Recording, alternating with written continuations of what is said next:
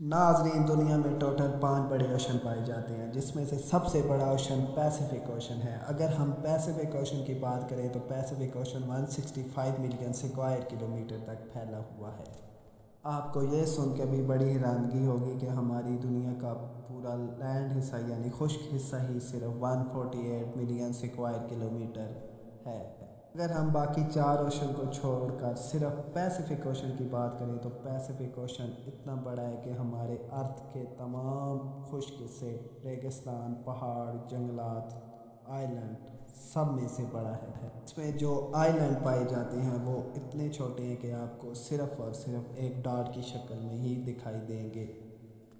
और सोने पे सुहागा, इसमें कुछ ऐसे भी आइलैंड है जिसमें आज तक किसी इंसान ने कदम तक नहीं रखा। इससे इस बात का अंदाज़ा लगाया जा सकता है कि इस पैसिफिक ओशन में अगर कोई इंसान गुम जाए तो उसके मिलने के चांस लगभग नामुमकिन हैं।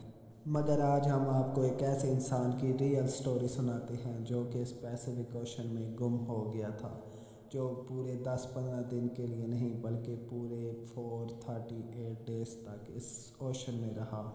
एक्चुअली उसने एक्सीडेंटली एक ऐसा वर्ल्ड रिकॉर्ड बना दिया था जो कि कोई चाहते हुए भी तोड़ने का कभी सोच भी नहीं सकता।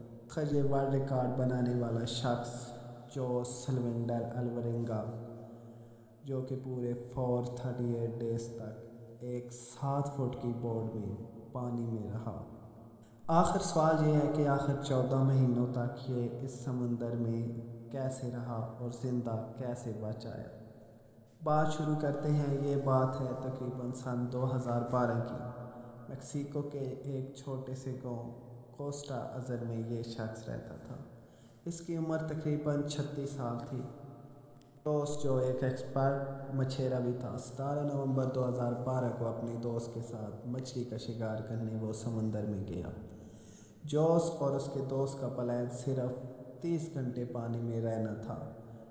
उनकी बोट पे इतना सामान भी नहीं था, बस एक इंजन और एक रेफ्रिजरेटर था जो मछलियों को स्टोर करने के काम आता था। अपने साथ एक दिन का खाना पीना लेके जाने वाले जोश को क्या मालूम था कि अगले 438 दिन उसने पानी में गुजारने हैं, और वो भी खौफनाक और भयानक तरीके से। वो दोनों जब साहिल से 120 किलोमीटर दूर गए तो उन्होंने अपना जाल फेंका, मगर इतने में एक समुद्री तूफान ने उन्हें घेर लिया। जोश और उसका दोस्त उल्टे पांव साहिल की तरफ भागे। वो तकरीबन 7 घंटे तक साहिल की तरफ अपनी बोट को दौड़ाते गए। तकरीबन सुबह 7 बजे वो अपने साहिल से तकरीबन 20 किलोमीटर दूर थे और अब तो उन्हें अपना गांव भी नज़र आने लग पड़ा था। वो तूफ़ान को तो बिल्कुल दूर छोड़ आए थे, मगर अब उनकी किस्मत काम करना छोड़ गई थी। साहिल से तकरीबन 20 किलोमीटर के फासले पर उनका इंजन ख़राब हो गया था। अब ना ही उनके पास कोई चप्पू था, ना ही कश्ती की डायरेक्शन ठीक करने वाला साहिल। उनके पास एक रेडियो था जिसकी मदद से उन्होंने अपनी लोकेशन अपने बॉस को भेज दी थी और बॉस के जवाब का इंतज़ार कर रहे थे। बॉस के जवाब का इंतज़ार करते हुए उनके रेडियो की बैटरी ने भी जवाब दे दिया। अब जोस और उसके साथी का बाहर की दुनिया से बिल्कुल राब्ता ख़त्म हो रहा था, बल्कि ख़त्म हो गया था। अब तेज़ हवाएं उन्हें साहिली समंदर से दूर धकेल रही थी।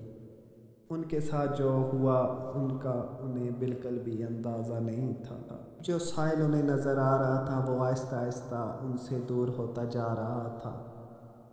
उनके बॉस ने उनके लिए एक रिसर्च पार्टी भी बनवाई और उनको पैसिफिक ओशन में ढूंढा, मगर अभी बहुत देर हो चुकी थी। जैसे जैसे वक्त गुजरता जा रहा था, जोश और उसके साथी का बचना नामुमकिन ही नज़र आ रहा था। इस वाक़े को पूरे 5 दिन हो चुके थे और हवाओं ने जोश की बोट को साहिल समुंदर से 400 किलोमीटर दूर धकेल दिया था।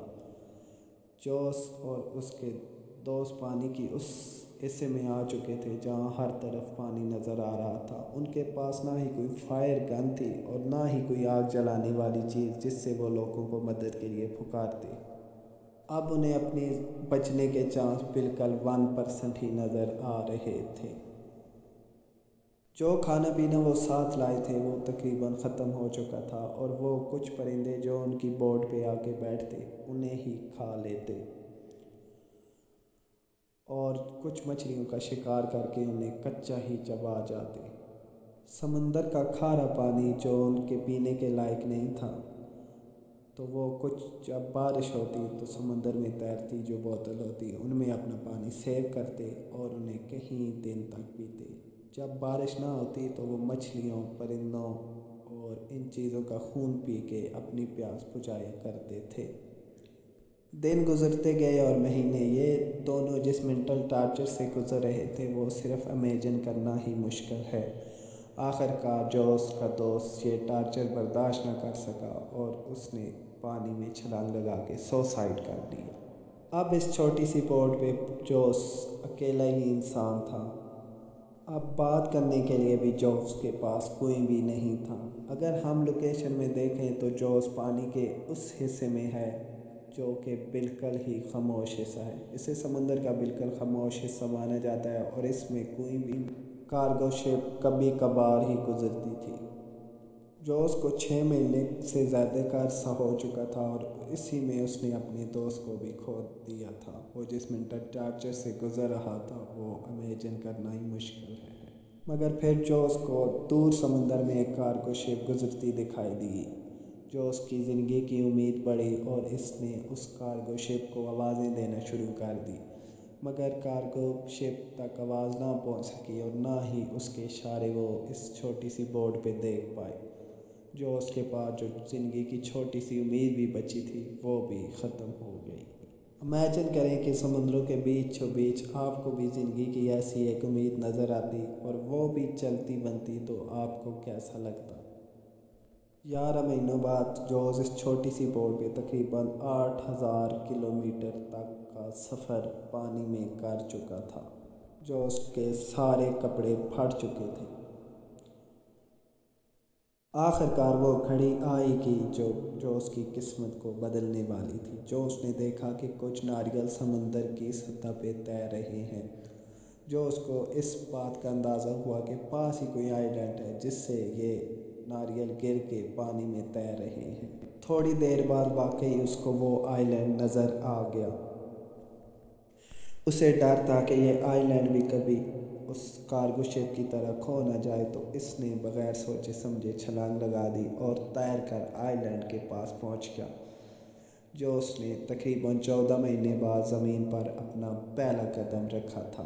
اسے وہاں ایک بیچ ہاؤس دکھائی دیا جہاں پہ اس کا لوکل بیٹھا ہوا تھا۔